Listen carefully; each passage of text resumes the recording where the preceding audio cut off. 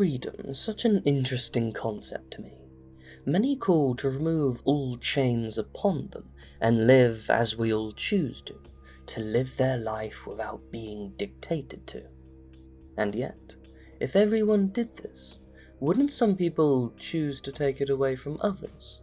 To use their newfound freedom to take yours away? It's a strange paradox where something's complete allowance results in its own destruction. And that's not to mention those social acolytes among us who would give theirs up willingly to be around others. Many kindred don't believe in such a concept, at least not fully. Even the most self-righteous anarch or the most delusional sabbat deep down knows that someone is losing their freedom. Even if it is just the criminal or your enemy. It is being taken away at some point, lest we fall to anarchy. I'm getting somewhere with this, don't worry, for there is a clan that craves freedom above the others. One that will always strive to be unbound and roaming wild, despite the fact that can hurt others. I speak of Clan Ravnos, a clan with many facets to their being. They go by many names: the tricksters, the mystics, the rogues, the charlatans, and the gypsies. They can be found anywhere, but won't be staying there for long. This doesn't just apply to location, but allegiances as well. While you can find few within the Sabbat and the Anarch, and even less within the Camarilla, most of them are merely visitors. They are truly the last independent great clan, but that's partly because no one actually wants them. See, the Ravnos have always been outsiders. This is partly due to their own desires, but also because they have no choice. This is a long story, one I will get into a bit more later, but the clan is completely doomed. Their final death is coming for them slowly. Many would think they are being paranoid, but they are correct, even if only they can see it. See, something from within them, their own blood, wants their demise. How this manifests is actually quite strange. It means they cannot stay in one place for a long period of time. They cannot slumber in the same place they already have, lest their own blood bursts into flames. They must always change where they rest, or they will in fact die. Keep in mind, this relates to the ground, not the actual thing they slumber on, so a mobile home would work quite well, provided they move it every night. They can sleep there again, provided at least a week has passed, maybe more, depending on how potent the blood is. When I first spent time looking into the clan, I thought I'd find a good reason for this, an explanation, something about their blood that would handwave this away, but over time I am reminded of the fact that we are indeed magical beings, and this is one of those things that fits them thematically, rather than an actual reason. And yet, it is an all-too-real curse they suffer all the same. But with that being said, they do seem to be drawn to their own destruction. Many Ravnos have somewhat of a vice, a crime they might commit, be it something as drastic as murder, to something as minor as common street graffiti. Might be something else too, perhaps a destructive tendency. Maybe they have an addiction to a drug, or they perhaps get a bit too much enjoyment from climbing the highest peaks and standing over the edges of things. Or maybe they're just a bit too playful with fire. Many mortals describe a feeling, one in which a thought in the back of your mind crawls in and wants you to do something morbid. When you hold a knife in your hands, a part of your brain tells you to stab yourself or do something else horrid. When you're driving a car, there's that bit of your brain that says, I could just veer right and kill everyone now. A terrible thought, one you would naturally dismiss, but many feel it nonetheless, even if they forget about it moments later. I imagine the Ravnos have this problem tenfold compared to everyone else. They must be clouded by horrid thoughts. It almost makes me admire their self-restraint, if this truly is the case. The last thing I shall note on their culture, before I get into their history, is that they tend to get culturally attached to the people around them. While all clans are global in these modern nights, they are no exception. Most of them can be found within India or Eastern Europe, typically the Balkans, but many Ravnos tie themselves to their local culture, usually the one they were a part of before the embrace. While many kindred are willing to adapt as the world changes, the Ravnos find themselves unable to let go. While many of us older kindred who are part of dead cultures will drop them to blend in with new ones, the Ravnos typically don't do this. This can make them stick out quite a bit. They would dress differently, talk differently, maybe their language is dead, and yet they care quite little, since they were already outcasts to begin with. As for the recount of their history, things start to get a little muddy. See, while many tellings of kindred antediluvians are filled with inconsistencies and contradictions, the Ravnos antediluvian takes this to another level. By my knowledge, there are at least 5 tellings of his tale, and all of which have very little in common with each other. It would be a waste of time to list them all. Just know that there are 2 major important things about him. He was the first antediluvian to slumber, and he has met his final death. But I'll get more into that one later. See, whatever you think his name was, Zapathasora, Dacian, Ravana, Ravnos, what is known is he entered torpor way before recorded history, which makes any speculation of what he was like before faded.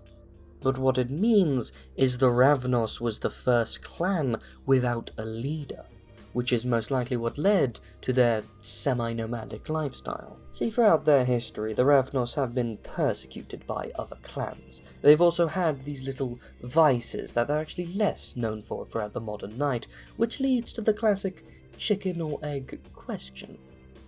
Were the Ravnos persecuted for these crimes and vices they are so known for, or did the vices spurn from their persecution?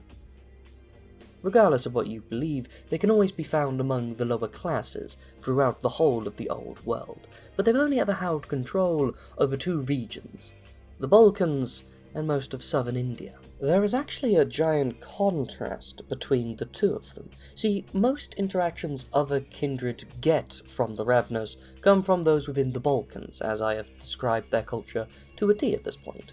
But the ones that are from India are actually quite fascinating. See, most of the elders of the clan are the ones who lived in India, and they're actually quite powerful and well respected, while also being a bit of isolationists, shall I say. See, they had a lot less interaction with most other kindred for the West, but in return, they had a bit more with those from the East, the ones that rarely talk to the outside world, and the ones that, again, people get everything wrong about them. See, back then, they did not have the vice, or even the same bane the clan does now, at least the ones in India didn't anyway. And see, this split in the clan actually fits how a lot of Ravnos see the world. A lot of them follow the belief that the world is chaos, a living, walking paradox that can drive people mad if you stop to ponder it for too long. The Ravnos, in fear that they will go insane, simply desire to hide themselves in vices, to have fun, to travel, to be free, as to not fall to insanity. Only the Malkavians actually agree with this sort of idea, by the way. But if you look at it purely from their point of view, it does explain a few things. For example, just before the colonial period, many Ventru persecuted and hated the Ravnos, while just as many went out of their way to appease them and give them what they wanted. From their point of view, how could they understand such a dichotomy? Well, the thing they leave out is that it's the context that matters. Those committing the persecutions tended to be the German ones, who had Ravnos running into their lands and ruining stuff, while the ones wanting to appease them were the English explorers and colonists, the ones who really wanted to work and expand their empire. And in fact, it was during the colonial period where their control over India made them exceptionally wealthy. Indeed, enough to make their clan's reputation better. They might have become the equivalent of a high clan in the modern Knights, were it not for the Week of Nightmares. A very recent and terrifying event. In the year 1999, their antediluvian awoke and called as many of his clan as he possibly could to him. where he began to devour them. He turned into a giant monstrosity, big enough to reach the very sky, and destroyed all he could, somewhere on the border between India and Bangladesh. Most of the clan were wiped out. Even their elders, their oldest members, were unable to resist and stop him. And so it fell to, out of all people, a bunch of mages to rid the world of this threat before anyone else could even act. An order of magi known as the Technocracy destroyed him. If I remember correctly, they made some sort of dish that harnessed the direct power of the sun and shot it into his massive form. Even then, it took several hours of exposure to kill him, and just to give you a glimpse of how powerful this beam was, a single second of this thing on you or I would end us instantly.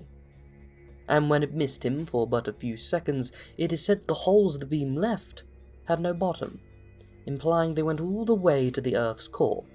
How he didn't blow up is completely beyond me. As much as I despise them, and as disgusting as it is to say, thank the gods it was the Magi who dealt with the problem, for they are unmatched at covering things up. But see, that's not where the story ends, sadly. For after their antediluvian's death, it had a shockwave effect throughout the clan, causing almost every single Ravnos around the world to frenzy in an instant. After the bloodshed, the clan was almost destroyed. Some say only around 100 within India survived. Could you imagine the loss of knowledge?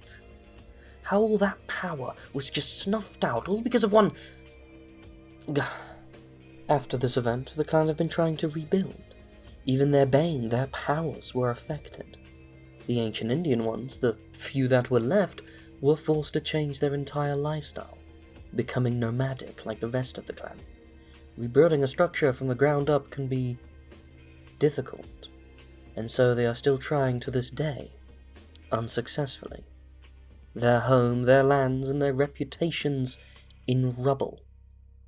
Worst of all, many other kindred and other supernatural beings have moved into India to fill the power vacuum.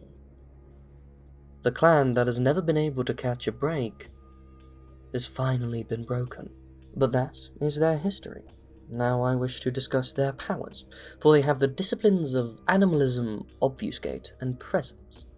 But they are one of those clans with unique manifestations, for many are aware of their illusionary abilities, some thinking it's a form of magic, but as I have previously discussed, kindred are only capable of 2 ways of magic, and illusions are not one of them. What they have is just so bloody similar that that distinction really doesn't matter. See, what they are actually doing is manifesting their presence, more specifically their aura manipulating abilities in combination with some obfuscate abilities, but I'll get to that aspect later.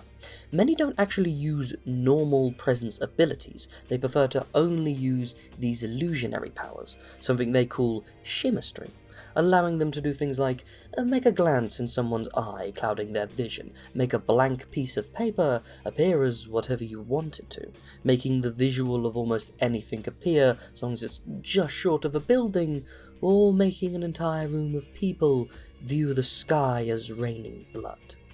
Even the most skilled ones of these can affect your other senses, even your sense of touch, but it couldn't actually move you, for example. At the end of the day, it is still an illusion. This one has always been a favourite of the Balkan style of Ravnos, using this to pull off all sorts of cheap tricks. In my small hometown, there is a small festival that is always thrown yearly. It's secretly run by a Ravnos, a very old one at that. During this fair, they have many carnival games where you shoot small targets with fake guns and hook plastic ducks, those sort of silly things. But he always makes sure that there is a Ravnos behind the big prize games, making illusions to trick people into seeing a loss when they actually won, but with a kind enough heart to show a child a win when they actually lost. I've always found him remarkably hilarious. Not because of anything he does in specific, no, but because he's actually quite old and powerful.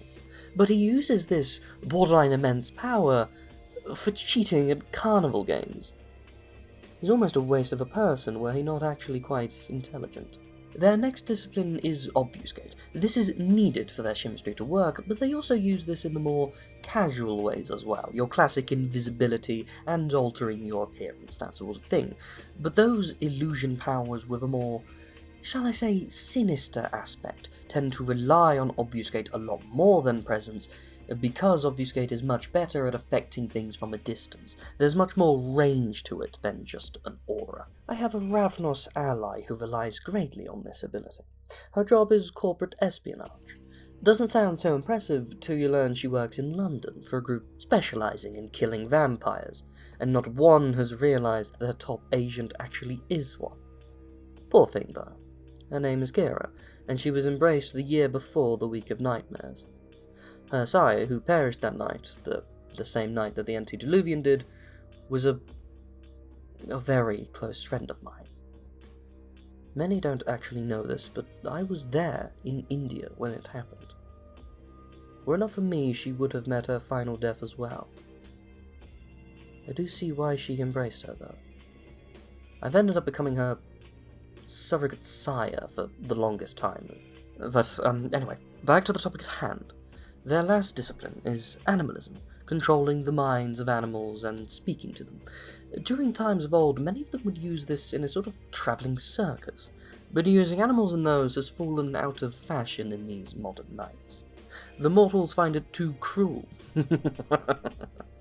If only they knew the true horrors just under their noses. Actually, I used to know a Ravnos who was the ringleader of a circus. He met his final death, but in the funniest way possible. See, he survived the Week of Nightmares. Then, shortly after, he was hunted by the Sabbat and survived. Then he was blood-hunted by the Camarilla, only to get his name cleared by yours truly just as I came home. And after all this had happened, within the span of a fortnight. And yet he endured it all. He survived and cut through it till he was in the clear. And then a safe drops from a 7-story building, crushing him, forcing him into torpor instantly. And by the time it was lifted, the sun had come up and fried him, just like something out of an old cartoon. You know, there might be something to the doomed nature of the Ravnos. Some say they are cursed, and I am inclined to believe them. The clan has suffered great misfortune throughout their existence, not just the persecution, but sometimes it feels as if the very world around them wants them dead. And yet they are a surprisingly resilient clan. They almost crave death, they court it. They stand atop the highest tightrope and scream, "Come take me!" And sometimes death obliges. But yet, out of all of us ancient beings who go throughout our unlife, they're the only ones who take risks. And yet, they're the only ones who look like they're actually having fun. Thank you for listening to my tales. I'm the Ashspawn. Feel free to leave a like, comment, or subscribe. It really does mean a lot to me. But, till next you meet, fellow traveller, have a good day.